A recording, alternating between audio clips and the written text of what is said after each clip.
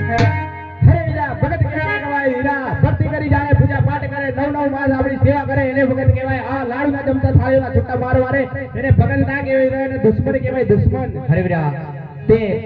પ્રેમથી થાળ ભરી લાવ્યો તો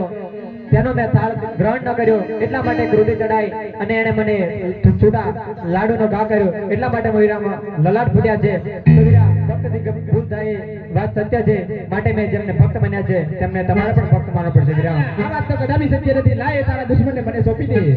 નહીં વીરા મેં જેમને ભક્ત માન્યા છે તેમને તમારે પણ ભક્ત માનવો પડશે વીરા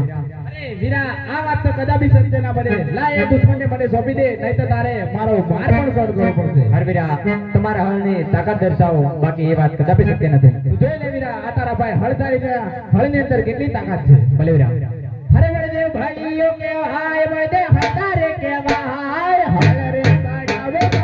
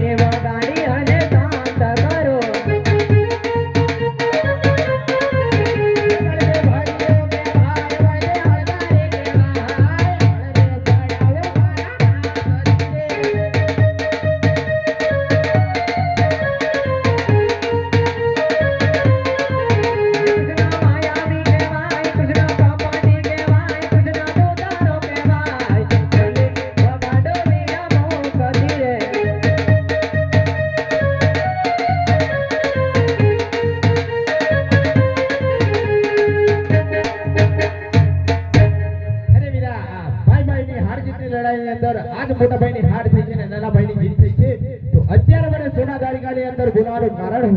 અરે વીરા ભાઈ ભાઈમાં કદી હાર જીતતી નથી પણ જો આપ માનો છો કે તમારી આ હાર છે તો તમે આ હારની વાત પર તમે મને જમણા હાથનું વચન આપો ત્યારબાદ હું વાત કહું વીરા અરે વીરા ભાઈ ભાઈ વચ્ચે વાતચીત હોય આ વચન કદાપી ના હોય વીરા અરે વીરા સમય આવે વાત પણ હોય અને જરૂર પડે ત્યારે વચન પણ હોય વીરા અરે વીરા વચનની અંદર વચન તો હું તને આલું પણ વચનની અંદર તારાથી જે માંગવા જે હોય તે તું માંગજે અરે વીરા ધર્મની કાજે સત કરવાની કાજે અને એક ભક્તની સહાય કાજે તમારા વચન માંગુ છું વીરા તો લે વીરા મારા જમણા હાથે તને વચન છે અરે વીરા વચન આપી પણ ફરીને જવાય એ વાતનો ખ્યાલ છે મોટા ભાઈ અરે વીરા રઘુકુળ રીત સદા ચાલી આવી, રઘુકુળ રીત સદા ચાલી આવી, પ્રાણ જાય પણ આ બલરામના વચનની ઈચ્છા ના જાય ખાલી વીરા. અરે વીરા રઘુકુળ રીત દર્શાવી તો આજ કનૈયો કહે અને તમે સાંભળો વીરા. ભલે વીરા. હવે વીરા જેમણે મારા લડત પડ્યા રુધિર કેરી ધારવા આવી એવા પોખરણના રાજા જમેલ પાપી પેટે વાજ્યા હતા, તે મારા દ્વારે આવેલા તો તેમને મેં જમણા હાથે પુષ્પ આપ્યા. તો વીરા તમારે અને મારે બંનેને પોખરણગઢ અવતાર ધારણ કરવાનો છે વીરા. અરે વીરા આ વાત કદાપી શક્ય ના હોય. જો આજની મને પહેલાથી ખબર હોત તો તારી સાથે હું વચને ના બતાત વીરા. હવે વીરા રઘુકુળ રીત દર્શાવી આપણા વેણ કેમ મિથ્યા જશે વીરા.